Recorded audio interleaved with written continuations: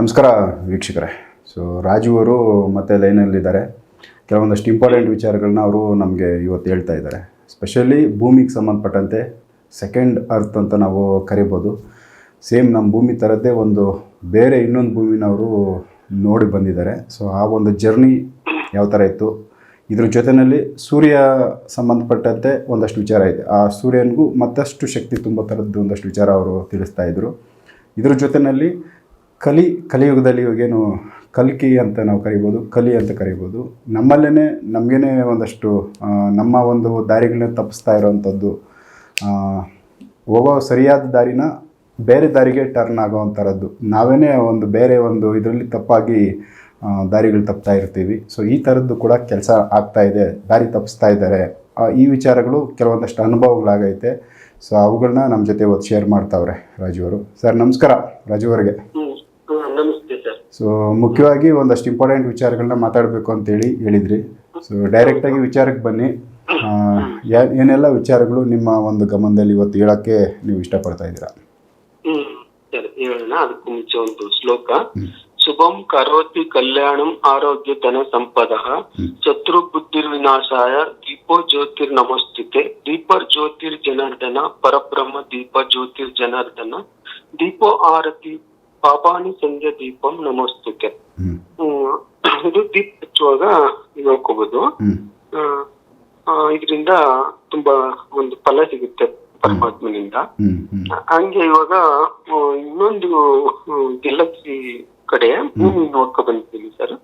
ಅದು ಈಶಾನ್ಯ ಭಾಗ ಪೂರ್ವ ದಿಕ್ಕಲ್ಲಿದೆ. ಸ್ವಲ್ಪ ಈಶಾನ್ಯ ಭಾಗ ಸೇರಿದಂಗೆ. ಅದು ನಮ್ಮ ಭೂಮಿಗಿಂತ ಅರ್ಧ ಪಟ್ಟು ಜಾಸ್ತಿ ಇದೆ, 1 ಪಟ್ಟಾಗುತ್ತೆ. ದೊಡ್ಡದು ತುಂಬಾ. ಅಲ್ಲಿ ಇಲ್ಲಿಗಿಂತ ಬೆಟ್ಟ ಗುಡ್ಡಗಳೆಲ್ಲ ತುಂಬಾ ದೊಡ್ಡ ದೊಡ್ಡ ಬೆಟ್ಟಗಳು, ರಮಣೀಯವಾದ ಒಂದು ಪರಿಸರ, ತುಂಬಾ ಚೆನ್ನಾಗಿದೆ. ಪ್ರಕೃತಿ ತುಂಬಾ ಚೆನ್ನಾಗಿದೆ ಅಂತ ಆಯ್ತು. ಮತ್ತೆ ತುಂಬಾ ಚೆನ್ನಾಗಿದೆ. ಮರಗಳು ತುಂಬಾ ದೊಡ್ಡ ಮರಗಳು ಇಲ್ಲಿಗಿಂತ 2 ಪಟ್ಟು ಇದೆ. ಬೆಟ್ಟಗಳು ಅಷ್ಟೇ, ಇದಕ್ಕಿಂತ 2 ಹಿಮಾಲಯ ಬೆಟ್ಟ ಇದೆಯಾ, ಆದ್ರೆ 2 ಪಟ್ಟು ಬೆಟ್ಟಗಳಿದೆ. ಆ ರೀತಿ ಇದೆ. ಅಲ್ಲಿ ಒಂದು ರಮಣೀಯವಾಗಿ ಇದೆ. ಆಮೇಲೆ ನಮ್ಮ ಭೂಮಿನೆಲ್ಲ ಭೂಭಾಗನೆಲ್ಲ ಸೇರಿಸಿದ್ರೆ ಭೂಮಿ ಬರುತ್ತಲ್ಲ ಟೋಟಲ್, ಇವಾಗ ಸಮುದ್ರ ಬಿಟ್ಟು ಅದಕ್ಕಿಂತ ಸ್ವಲ್ಪ ಜಾಸ್ತಿನೇ ಬರುತ್ತೆ ಅನ್ಸುತ್ತೆ. ಅಷ್ಟಾಗ್ಲೇನೆ ಒಂದು ಒಟ್ಟಿಗೆನೆ ಒಂದೇ ಕಡೆ ಇದೆ ದೊಡ್ಡ ಭೂಮಿ. ಸ್ವಲ್ಪ ಒಪ್ಪಲ್ಲಿ ಹೋದ್ರೆ ವಿಶಾಲವಾದ ಅಷ್ಟು ಭೂಮಿ ಸಿಗುತ್ತೆ ಒಪ್ಪಲ್ಲಿ. ಆ ತರ ಒಂದು ಇದೆ ಅಲ್ಲಿ. ಇವಾಗ ದ್ವಾಪರ ಯುಗ ಕಳೆದು ಕಲಿಯುಗ ಬರ ಅಂತ ಟೈಮು. ಅಲ್ಲಿ ಆಲ್ರೆಡಿ ಕಲಿಯುಗ ಪ್ರಾರಂಭ ಆಗಿದೆ. ದ್ವಾಪರ ಯುಗ ಇವಾಗ ಜಸ್ಟ್ ಇವಾಗ ಪ್ರಾರಂಭ ಆಗ್ತಾ ಇದೆ. ಅಲ್ಲಿ ಏನಂದ್ರೆ ಸ್ವಾಮಿ ಅಲ್ಲಿಗೆ ನನ್ನನ್ನ ಅಶ್ವತ್ಥಾವಲ್ಲಿ ಕರ್ಕೊಂಡು ಹೋಗಿ ನೋಡ್ಬೇಕಾದ್ರೆ ಅದೆಲ್ಲ ನೋಡ್ದೆ, ವಾತಾವರಣ ತುಂಬಾ ಸುಂದರವಾಗಿದೆ. ಇಷ್ಟು ದೊಡ್ಡ ಬೆಟ್ಟ ಗುಡ್ಡಗಳು ರಮಣೀಯವಾಗಿರೋದನ್ನ ನೋಡಿ ಖುಷಿ ಆಯ್ತು. ಆಮೇಲೆ ಹೇಳ್ತಾರೆ, ಅಲ್ಲಿ ಭೂಮಿನಲ್ಲಿ ಯಾರು ದುಷ್ಟಗುಣಗಳು, ಅನ್ಯಾಯ, ಮೋಸ, ವಂಚನೆ ಮಾಡಿ ದೇಹ ಬಿಡ್ತಾರೆ ಪ್ರಕೃತಿ ವಿಕೋಪದಲ್ಲಿ, ಅವ್ರಿಗೆ ಆದ ಒಂದು ಕರ್ಮದ ಒಂದು ಫಲದಿಂದ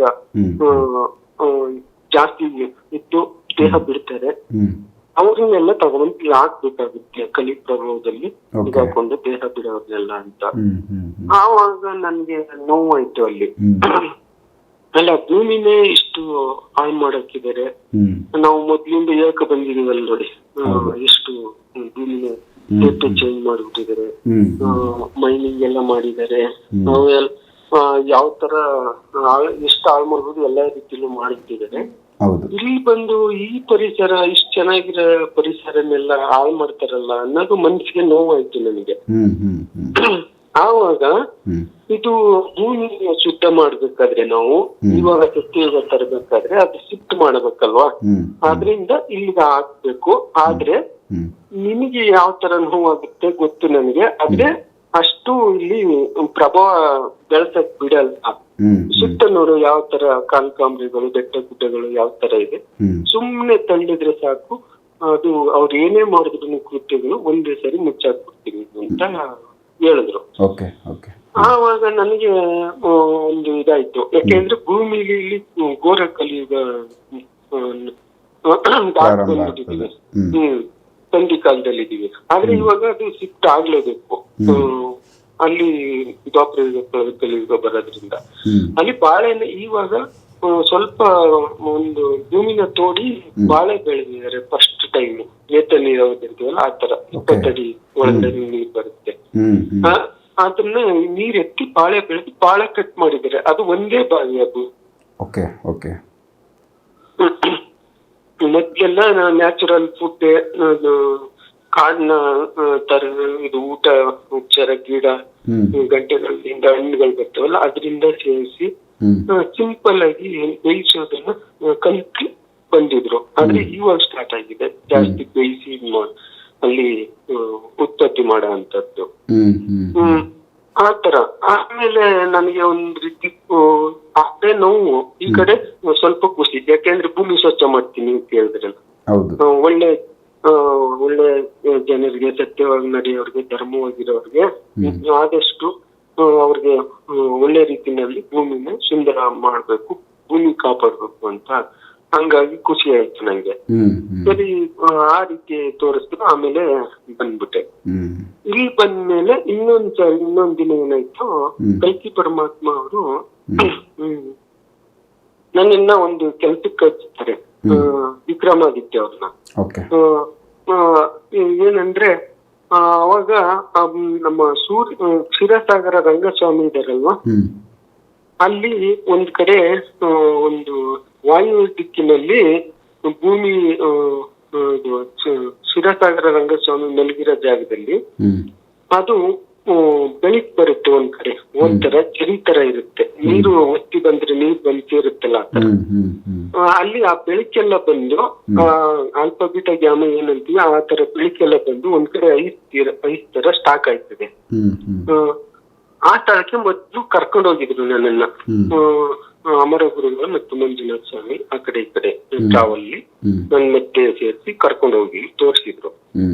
ಇಲ್ಲ ಅಲ್ಲಿಂದ ಬರ್ತಕ್ಕಂಥದ್ದನ್ನ ಸೂರ್ಯ ಅವ್ರಿಗೆಲ್ಲ, ಸೂರ್ಯ ಚಂದ್ರ ಅವ್ರಿಗೆ ಎನರ್ಜಿ ತುಂಬ್ತಾರೆ. ಅದು ಯಾವ ತರ ಅಂದ್ರೆ, ಮೊದ್ಲು ಈ ಸ್ವದೇಶ್ ಮೀಡಿಯಾದಲ್ಲಿ ಹೇಳಿದ್ವಿ, ಊದ್ಗಡಿ ಹಚ್ಚಿದ್ರೆ ಗಾಳಿನಲ್ಲಿ ಉರ್ದು ಆ ಹೊಗೆ ತುದಿನಲ್ಲಿ ಬಂದು ಮಾಯ ಆಗುತ್ತೆ ನೋಡಿ, ಬೆಳಗ್ಗೆ ಹೊಗೆ ಕಂಡುಬಿಟ್ಟು. ಅಷ್ಟು ಬೆಳಕು ನಮ್ ಭೂಮಿ ಇದಕ್ಕೆ ಸೂರ್ಯ ಸೋಲಾರ್ ಸಿಸ್ಟಮ್ ತಲುಪೋದು.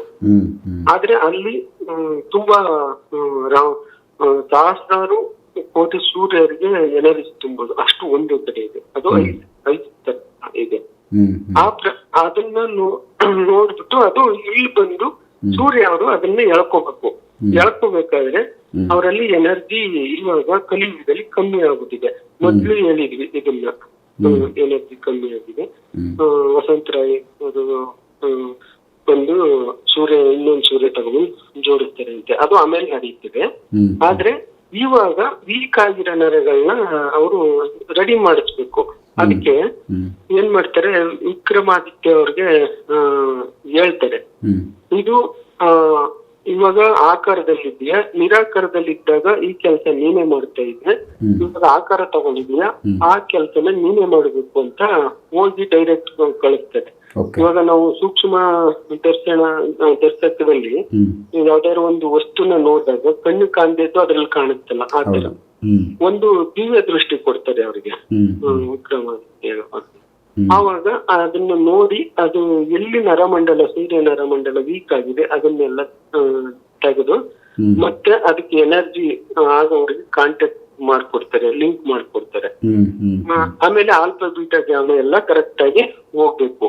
ಮೊದ್ಲು ಏನಾಯ್ತಿತ್ತು ಅಂದ್ರೆ ಅಗ್ನಿ ತತ್ವ, ರಕ್ತಚಿತ್ತ ಕಿರಣಗಳು ಜಾಸ್ತಿ ಆಗ್ಬಿಟ್ಟು ಉಳ್ತಾ ಇತ್ತು. ಇನ್ನೊಂದ್ ಕಡೆ ನೋಡಿದ್ರೆ ಅದು ಒಂಥರ ಕಪ್ಪು ಕಲೆಗಳು ಒಂದೇ ಕಡೆ ಕಾಣ್ತಾ ಇತ್ತು ಸೂರ್ಯ ಅವ್ರಿಗೆ.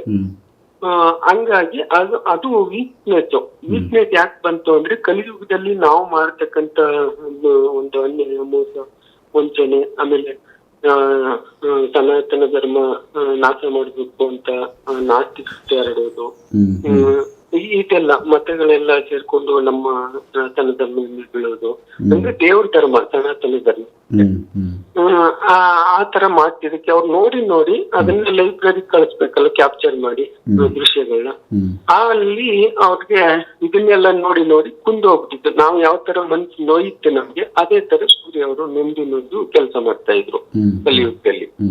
ಇವಾಗ ಅದೇ ನರಮಂಡಲನ ಸರಿ ಮಾಡೋದಕ್ಕೆ ಸ್ವಾಮಿ ಕಲ್ಕಿ ಪರಮಾತ್ಮ ದಿವ್ಯ ದೃಷ್ಟಿ ಕೊಟ್ಟು ವಿಕ್ರಮಾದಿತ್ಯ ಅವರಿಂದ ರೆಡಿ ಮಾಡ್ತಿದ್ದಾರೆ.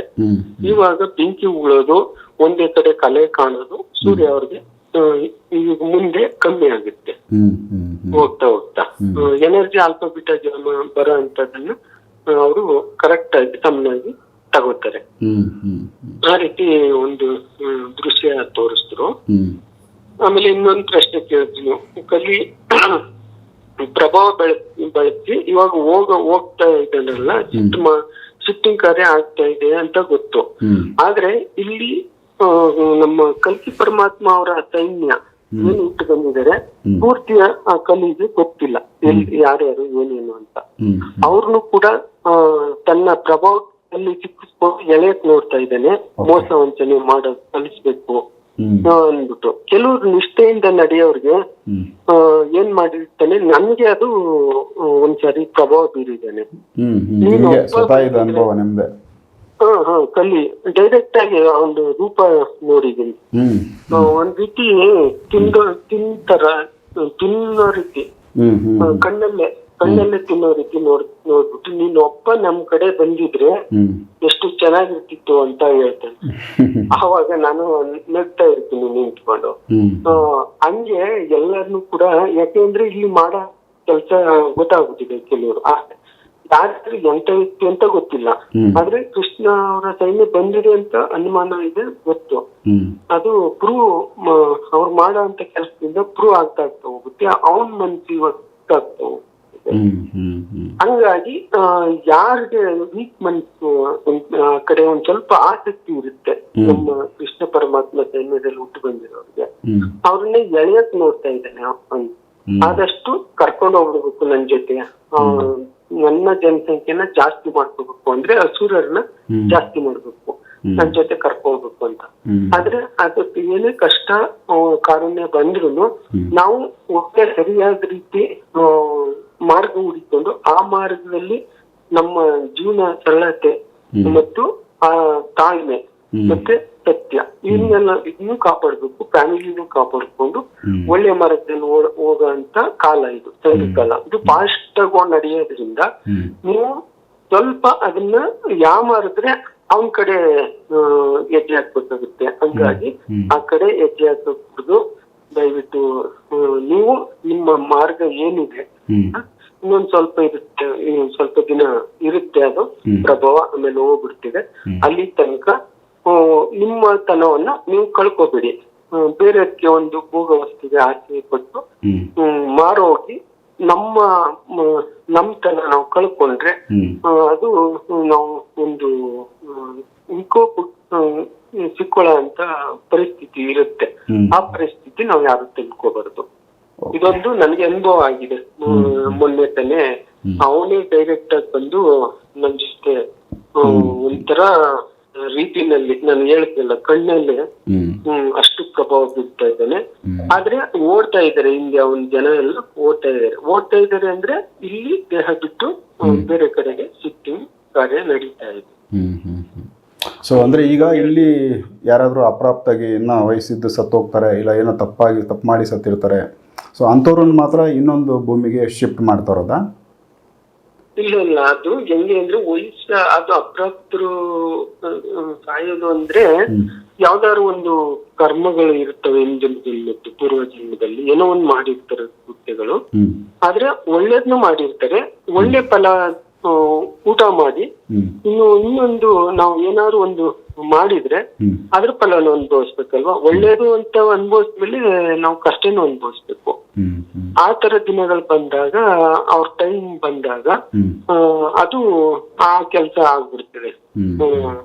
ಅದಕ್ಕೇನೆ ನಾವು ಒಂದು ತಾಳ್ಮೆ ಯಾಕಿರ್ಬೇಕು ಅಂದ್ರೆ, ಕೋಪ ಬಂದ್ರೂ ಯಾರಾದ್ರೂ ಒಂದು ಬೇರೆ ಕಡೆ ಮೋಸ ವಂಚನೆ ಮಾಡ್ತಾ ಇದ್ರು ಅವ್ರಿಗೆ ಯಾವ ರೀತಿ ದಾರಿ ತರಬೇಕು ಆ ರೀತಿ ಹೇಳ್ ತರಬೇಕು. ದುಡುಕಿ ನಾವು ಒಂದು ದೇಹಕ್ಕೆ ಹಿಂಸೆ ಮಾಡಿ ಏನಾದ್ರೂ ಅದ್ರ ಜೀವಕ್ಕೆ ಹಾನಿ ಮಾಡಿದ್ರೆ ಅದ್ರ ಪಾಪ ನಮ್ಗಿರುತ್ತೆ.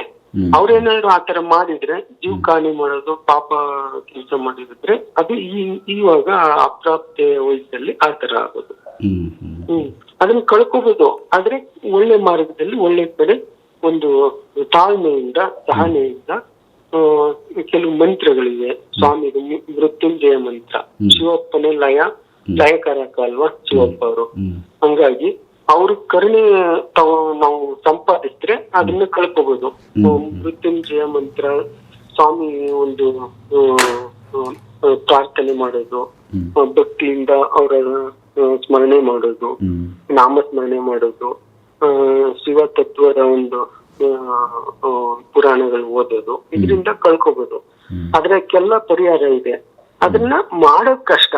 ಅದನ್ನ ಅಳವಡಿಸ್ಕೊಂಡ್ರೆ ಅವರಲ್ಲಿ ಏನೇ ಲೋಪದೋಷಗಳಿದ್ರು ಆ ಹಂತನ ದಾಟ್ಬೋದು, ಕಳ್ಕೋಬಹುದು. ಈಗ ಭೂಮಿ ಸೆಕೆಂಡ್ ಭೂಮಿ ನೀವು ನೋಡಿ ಬಂದಿದ್ದೀರಲ್ಲ, ಅದು ಎಷ್ಟು ಡಿಸ್ಟೆನ್ಸ್ ಅಲ್ಲಿ ಇರ್ಬೋದು? ಈಗೇನು ನಾವಿದ್ವಿ ಈ ಭೂಮಿಯಿಂದ ಆ ಭೂಮಿ ಎಷ್ಟು ದೂರದಲ್ಲಿ ನಿಮ್ಗೆ ಕಂಡಿದೆ? ಅದು ಗ್ಯಾಲಕ್ಸಿನೇ ಬೇರೆ ಇದೆ ಸರ್. ಈ ಗ್ಯಾಲಕ್ಸಿನೇ ಇಲ್ಲ. ತುಂಬಾ ನಾನು ಪ್ರಯಾಣ ಮಾಡ್ಬೇಕಾದ್ರೆ ಒಂದು ಕಮ್ಮಿ ಅಂದ್ರೂ ಒಂದು 10 ನಿಮಿಷ ತಗೊಂಡಿದೀನಿ. ಯಾವುದೂನು ಇಷ್ಟು ಲಾಂಗ್ ಆಗಿ ಪ್ರಯಾಣ ಮಾಡಿಲ್ಲ ನಾನು. ಅಷ್ಟು ಪಯಣ ತಗೊಂಡೋಗಿದ್ದಾರೆ. ಏನ್ ಇಷ್ಟು ದೂರ ಹೋಗು ಹೋಗು ಹೋಗು ಅಂತ ಹೋಗ್ತಾ ಇದೀವಲ್ಲ ಅಂತ ನೋಡಿದ್ರೆ ಅದು ಬೇರೆ ಗ್ಯಾಲಕ್ಸಿ ಇದೆ. ಈಶಾನ್ಯ ಭಾಗ ಪೂರ್ವ ದಿಕ್ಕಿಗೆ ಬರುತ್ತೆ. ಭೂಮಿಗಿಂತ ದೊಡ್ಡದು. ಅಂದ್ರೆ ಅಲ್ಲಿ ಕಲಿಯುಗ ಜಾಸ್ತಿ ಜನ ಇರಲ್ಲ. ಜಲ್ದಿ ಇಷ್ಟು ಕೃತ್ಯಗಳು ಮಾಡಕ್ಕಾಗಲ್ಲ. ಜಲ್ದಿ ಸಂಬರ ಮಾಡ್ಬಿಡ್ತಾರೆ. ಅವ್ರು ಕಲಿನ ಹರಡೋದು ಕಷ್ಟ ಅಲ್ಲಿ. ಆ ತರ ಜಾಗ ಇದೆ ಇದೆಲ್ಲ. ಒಂದೇ ಕಡೆ ಹರಡ್ಬೇಕು. ಅದ್ರ ಬಾರ್ಡರ್ ದಾಟಿ ಹೋಗಕ್ಕಿಲ್ಲ. ಅಲ್ಲಿ ಕನಕಾಂಬರಗಳು ಮತ್ತೆ ಈ ಬೆಟ್ಟ ಗುಡ್ಡಗಳು ತುಂಬಾ ಹಿಮಾಲಯದಲ್ಲಿ ಏನು ವಾತಾವರಣ ಇದೆ ಅನ್ಕೊಳ್ಬೇಕಾಗುತ್ತಾ ಆ ತರದ್ದು ಜಾಸ್ತಿ ಇದೆ. ಅಂದ್ರೆ ತುಂಬಾ ಸುಂದರವಾಗಿದೆ. ಅಷ್ಟೇ ಒಳ್ಳೆ ಭೂಮಿನೂ ಇದೆ ಬದುಕೋರ್ಗೆ, ಒಳ್ಳೆ ರೀತಿಯಲ್ಲಿ ಬದುಕೋರ್ಗೆ. ಅದನ್ನ ಹಾಳು ಮಾಡಿದ್ರಂತೂ ಜಾಸ್ತಿ ದಿನ ಇರಕ್ಕಾಗಲ್ಲ ಅಲ್ಲಿ. ಆಲ್ರೆಡಿ ಜನ ಅಲ್ಲಿ ವಾಸ ಮಾಡ್ತಾ ಇದ್ದಾರೆ. ಇವಾಗ ಇದಾರೆ ಸ್ಟಾರ್ಟ್ ಆಗಿದೆ. ಯಾವ ತರ ನಾವು ಇಲ್ಲಿ ಇದೀವಲ್ಲ ಇದೇ ತರನೇ ಕಂಡಿದಾರ, ಇಲ್ಲ ಇನ್ನೇನಾದ್ರೂ ಬೇರೆ ಚೇಂಜಸ್ ಕಂಡಿದ್ಯಾ? ಈಗ ಕಮ್ಮಿ ಇದಾರೆ ಜನಸಂಖ್ಯೆ, ದ್ವಾಪರಯುಗ ಅಲ್ವಾ, ಇನ್ನೂ ಜಾಸ್ತಿ ಆಗ್ತಾರೆ. ಅವರು ವೇಷಭೂಷಣ ಆಗ್ಬೋದು, ಅವ್ರು ಇರೋ ಒಂದು ಆಕಾರ ನಮ್ಗಿಂತ ಹೈಟು ಇಲ್ಲ ಯಾವ ತರ ನೋಡೋದಕ್ಕೆ ಹೆಂಗಿದೆ? ಇಲ್ಲ ಇಲ್ಲಿ ತರನೇ ಇದೆ. ಅಂದ್ರೆ ದೇಹ ಸ್ವಲ್ಪ ದೊಡ್ಡದ್ ಬರುತ್ತೆ.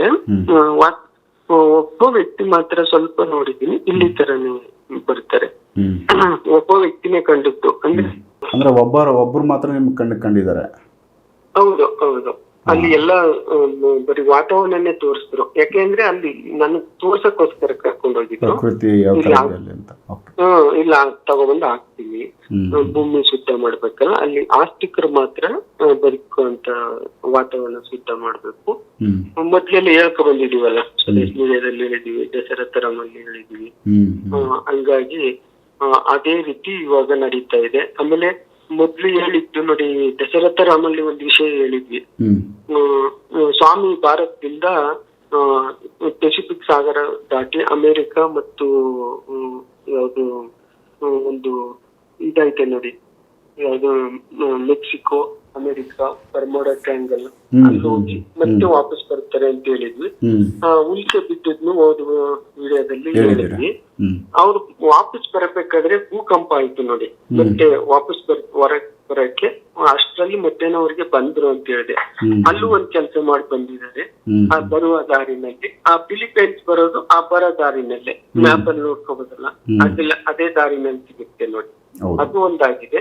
ಆಮೇಲೆ ನಾವು ಅಷ್ಟು ಟ್ರಾವೆಲ್ ಹೋಗ್ಬೇಕಾದ್ರೆ ಗುಜರಾತ್ ಮತ್ತೆ ರಾಜಸ್ಥಾನ ಅಂತ ಹೇಳಿದ್ವಲ್ಲ, ಅಲ್ಲಿ ಸ್ಥಳ ನಾವು ಫಾಸ್ಟ್ ಅಲ್ವಾ, ಅಷ್ಟು ಟ್ರಾವೆಲ್ ಹೋಗ್ಬೇಕಾದ್ರೆ ಒಂಚೂರು ಹೆಚ್ಚು ಕಮ್ಮಿ ಆಗುತ್ತೆ ಸ್ಥಳಗಳು ಗುರ್ತು ಮಾಡೋದು. ಜಮ್ಮು ಕಾಶ್ಮೀರದಲ್ಲೂ ನಾವು ಬೆಂಕಿ ಅನಾಹುತ ಆಗುತ್ತೆ ಅಂತ ಹೇಳಿದ್ವಿ. ಅದು ಕೂಡ ಇವಾಗ ಒಬ್ರು ನನಗೆ ಹೇಳಿದ್ರು ಮೊನ್ನೆ ಇದ್ರಲ್ಲಿ ವಾಯ್ಸ್ ಮೆಸೇಜ್ ಅಲ್ಲಿ ಹೇಳಿದ್ರು ನೋಡಿ, ನೀವು ಹೇಳಿದ್ರಲ್ಲ ಅದು ಜಮ್ಮು ಕಾಶ್ಮೀರ ಕಡೆ ಆಗಿದೆ ಬೆಂಕಿ ಅನಾಹುತ. ಆರ್ಸಕ್ ಆಗ್ಲಿಲ್ಲ, 2 ದಿನ ಟ್ರೈ ಮಾಡಿದ್ರು. ಮಳೆ ಬಂದಾಗ ಪೂರ್ತಿ ಅದು ಆರೋಯ್ತು ಅಂತ ಹೇಳಿದ್ರು. ನಮ್ಮ ಗ್ರೂಪ್ ಅಲ್ಲಿಗೆ ಒಂದು ಸಂದೇಶ ಕೊಟ್ರು. ಓಕೆ. ಆವಾಗ ಗೊತ್ತಾಯ್ತು ನನಗೆ, ಈಗ ನ್ಯೂಸ್ ಟಿವಿ ನೋಡಲ್ವಲ್ಲ ನಾನು, ಒಂದು ಫೋನಲ್ಲಿ ಬಿಟ್ರೆ ಹೊರಗಡೆ ನೋಡಲ್ಲ. ಆಮೇಲೆ ಇನ್ನೊಂದು ವಿಷಯ ಹೇಳಿದೆ ಸರ್ ನಿಮ್ಗೆ, ಮುಂದೆ ವಾತಾವರಣ ಏನಿರುತ್ತೆ ಅಂದ್ರೆ 5 ತರ ಬರುತ್ತೆ ನಮ್ಮ ಇಲ್ಲಿ, -ಡಿಗ್ರಿ ಹೋಗುವಂತ ಚಾನ್ಸ್ ಇದೆ. ಒಂದು ದೃಶ್ಯ ತೋರಿಸಿದರೆ ನನಗೆ, ಟೀನ ನಾವು ಬಿಸಿ ಟೀನ ತಯಾರು ಮಾಡಿ ಕುಡಿದು ಮತ್ತೆ ಪೂರ್ತಿ ಕುಡಿಯೋ ಅಷ್ಟರಲ್ಲಿ ಟೀ ಅಥವಾ ಕಾಫಿ ಏನಾಗುತ್ತೆ ಫ್ರೀಸ್ ಆಗುತ್ತೆ, ಅಂದ್ರೆ ಐಸ್ ತರ ಆಗೋಗುತ್ತೆ. ಆ ರೀತಿ ಒಂದು ದೃಶ್ಯ ನೋಡಿದ್ದೀನಿ. ಅದು ತಕ್ಷಣದೆಲ್ಲ ಆಗ್ಬೋದು ಮಳೆಗಾಲದಲ್ಲಿ, ಅಷ್ಟು ಕೋಲ್ಡ್ ಆಗುತ್ತೆ. ನಾವು ಈ ಕಡೆ ಹೇಳಿದ್ವಲ್ಲ, ಯಾವ್ದು ನಮ್ಮ ದುಬೈ ಏನು ಮೆಕ್ಕಾ ಸೈಡ್ ಸ್ಥಳ ಏನು ಹೇಳ್ತೀವಿ ಮರ್ತೇವೆ, ಮೆಕ್ಕಾ ಮದೀನಾ ಆ ಒಂದು ಭಾಗ, ಅದರಲ್ಲಿ ಹೇಳಿದ್ವಿ ಅಲ್ಲಿ -ಡಿಗ್ರಿ ಹೋಗುತ್ತೆ. ಸ್ವಾಮಿ ಹೋಗಿದ್ದಾರೆ, ಆ ಮಾರ್ಗ ಹೋಗಿದ್ದಾರೆ, ಅಲ್ಲೊಂದು ಧರ್ಮ ಸಂಸ್ಥಾಪನೆ ಕೆಲಸ ಆಗುತ್ತೆ ಅಂದಾಗ ಅಲ್ಲಿ -4 ಡಿಗ್ರಿ ಬಂತು. ಅದು ನ್ಯೂಸ್ ಅಲ್ಲೆಲ್ಲ ಬಂತಲ್ಲ. ಅದೇ ತರ ಇವಾಗ ನನಗೆ ಟೀ ಮುಖಾಂತರ ತೋರಿಸಿದ್ದಾರೆ, ಒಂದು ಟೀ ಕಾಫಿ ಮುಖಾಂತರ. ಆ ತರ ವಾತಾವರಣ ಬಂದು ಹೋಗುತ್ತೆ, ಇರಲ್ಲ. ಆ ವಾತಾವರಣ ಹೊಂದ್ಕೋಬೇಕು. ಮೊದ್ಲೆಲ್ಲ ಹೇಳ್ತು ಬಂದಿದ್ವಿ, ಮಡಿಕೆ ನೀರು ಕುಡಿಸ್ಬೇಕು, ಸ್ವಲ್ಪ ಆದಷ್ಟು ಕೆಮಿಕಲ್ ಉಪಯೋಗಿಸ್ತೀವಿ, ಆದ್ರೆ ಕಮ್ಮಿ ಮಾಡ್ತಾ ಹೋಗ್ಬೇಕು.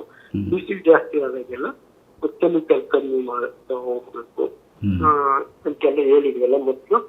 ಆ ಇದ್ರಲ್ಲಿ ಇದು ಒಂದು ತೋರಿಸಿದ್ದಾರೆ, ಯಾವಾಗ್ಲೂ ಒಂದ್ಸರಿ -ಡಿಗ್ರಿ ಹೋಗುವಂತದ್ದನ್ನು ಹಾಗೆ ಆಗುತ್ತೆ. ಅವರು ಪರಮಾತ್ಮ ತೋರಿಸಿದ್ರು ಅಂದ್ರೆ ಅದು ನಡೀತಿದೆ. ಆ ಟೈಮ್ ಬರೋದಕ್ಕೆ ಹುಷಾರಾಗಿರ್ಬೇಕು. ಸ್ವಲ್ಪ ತಣ್ಣೀರಲ್ಲಿ ಸ್ನಾನ ಮಾಡೋದು, ಅದನ್ನೆಲ್ಲ ರೂಢಿಸ್ಕೊಂಡ್ರೆ ಒಳ್ಳೇದು. ಸೊ ಅಂದ್ರೆ ತಣ್ಣೀರಿಗೆ ನಾವು ಸೆಟ್ ಆದಾಗ, ಈ ತರ ವಾತಾವರಣ ಬಂದಾಗ ಅದಕ್ಕೆ ನಾವು ಸೆಟ್ ಆಗ್ತೀವಿ ಅಂತ. ಇವಾಗ ತಣ್ಣೀರು ಅಂತೂ ಯಾವ್ಯಾವ ನೀರು ಇಷ್ಟಪಡಿ, ಯಾಕಂದ್ರೆ ಅದನ್ನು ಫಿಲ್ಟರ್ ಮಾಡಿ ಮಾಮೂಲಿ ನಾವು ಸ್ವಚ್ಛವಾದ ನೀರನ್ನು ಉಪಯೋಗಿಸ್ಬೇಕು. ಬಿಸಿನೀರು ಉಪಯೋಗಿಸ್ಬೇಕು ಅಂದ್ರೆ, ಇವಾಗ ನಾವು ಏನಾದ್ರು ಬಾಯಿ ಕಟ್ಕೊಂಡ್ರೆ ಅದೆಲ್ಲ ಬರೀ ತಣ್ಣೀರ್ಲೆ ಮಾಡಕ್ಕೆ ಅಲ್ಲ, ಬ್ರಷ್ ಮಾಡಕ್ಕೆ ಅವೆಲ್ಲ, ಯಾಕೆಂದ್ರೆ ಅಲ್ಲೆಲ್ಲ ಕ್ಲೀನ್ ಆಗ್ಬೇಕು. ಅದಕ್ಕೆ ಸ್ವಲ್ಪ ಒಂದು ಜಗ್ ನೀರ್ ತಗೊಂಡು ಕ್ಲೀನ್ ಮಾಡ್ಕೊಂಡು ಬೇಕಾದ್ರೆ ದಿನದಲ್ಲಿ ಒಂದ್ಸಾರಿ ಮಾಡೋಣ. ಆದ್ರೆ ಸ್ನಾನ ಮಾಡುವಾಗ ಬಿಸಿನೀರನ್ನ ನಮ್ಮ ಮೈ ಮೇಲೆ ಒಂದು ಒಡ್ಬೇಕು. ನಾವು ಅದಕ್ಕೆ ಬಿಸಿನೀರಿಗೆ ಅಡಿಟ್ ಆಗಿರ್ಬಾರ್ದು. ಯಾಕೆಂದ್ರೆ ಒಂದೇ ಸಾರಿ ಮೈನಸ್ ಬಂದಾಗ ಒಂದು BP ಲೋ ಆಗೋದು, ರಕ್ತ ಎತ್ಕೊಟ್ಟೋದು ಇವೆಲ್ಲ ಆಗುತ್ತಲ್ವಾ. ಅದಕ್ಕೋಸ್ಕರ ಇವಾಗ್ಲೇ ನಾವು ಸ್ಟಡಿ ಆಗಿ ಒಂದೊಂದ್ ಸ್ವಲ್ಪ ಶರೀರಕ್ಕೆ ನೀರ್ ಹಾಕೋದು, ಒಂದೊಂದು ವಾರದಲ್ಲಿ 2 ದಿನ 3 ದಿನ ನೀರ್ ಸ್ನಾನ ಮಾಡೋದು, ಈ ತರ ಅಭ್ಯಾಸ ಮಾಡ್ಕೊಂಡ್ರೆ ಆ ದಿನ ಬಂದ್ರು ಆ ಹಂತ ದಾಟ್ಬಿಡ್ಬೋದು. ಅದಕ್ಕೋಸ್ಕರ ಹೇಳಿದ್ದೀನಿ. ಓಕೆ. ಸೊ ಇದು ಯಾವಾಗ ಬರುತ್ತೆ ಗೊತ್ತಿಲ್ಲ, ಬಟ್ ಈ ತರ ಒಂದ್ಸರಿ ಕಂಡೈತೆ ನಿಮ್ಗೆ? ಹೌದು, ಅದು ಇವಾಗ ನಮ್ಮ ದಶರಥ ರಾಮಲ್ಲಿ ಹೇಳಿದ್ವಿ. ಅದು ನಿಮ್ಗೆ ಜ್ಞಾಪಿಸ್ತೆ ಅವಾಗ, ಸರಿ ನೆಕ್ಸ್ಟ್ ಇಯರ್ ಮಾಡೋಣ ಅಂತ ಹೇಳಿದ್ವಿ. ಅದಕ್ಕೋಸ್ಕರ ಇದು ಮಸ್ತಿದೆ ಇವಾಗ.